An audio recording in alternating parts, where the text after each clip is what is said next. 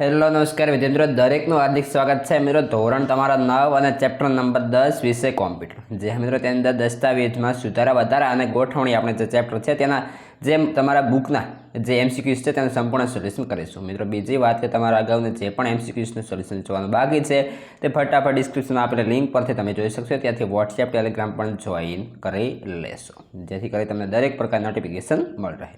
તો ચાલો શરૂ કરીએ. પહેલા નંબરે વિકલ્પ છે કે ભાઈ નીચે પૈકી કઈ રીત વડે રાઇટરમાં આખી લીટી પસંદ કરી શકાય છે. તો આપણો સાચો જવાબ બનશે સી, માઉસનું બટન 3 વાર ક્લિક કરીને. આગળ છે કોઈ પણ ક્રિયાને પુનઃ એટલે કે રીડ કરવા માટેની શોર્ટ કી કઈ છે? તો Ctrl+Y. આગળ છે ત્રીજા નંબરે દસ્તાવેજમાંથી કોઈ શબ્દ શોધવા માટે કઈ ફંક્શન કીનો ઉપયોગ કરી શકાય છે? તો F5. આગળ નેસ્ટેડ ક્રમબદ્ધ યાદી બનાવતી વખતે કેટલા સ્તર સુધી જઈ શકીએ છીએ? તો 10.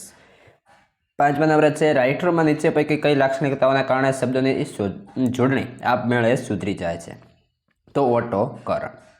ત્યારબાદ છે આગળ જોવા જઈએ તે અંદર છે છઠ્ઠા નંબરે શબ્દોની જોડણી ચકાસવા માટેનો કમાન્ડ રાઇટરના કયા મેનુમાં હોય છે? તો જવાબ આવશે સી, ટૂલ્સ.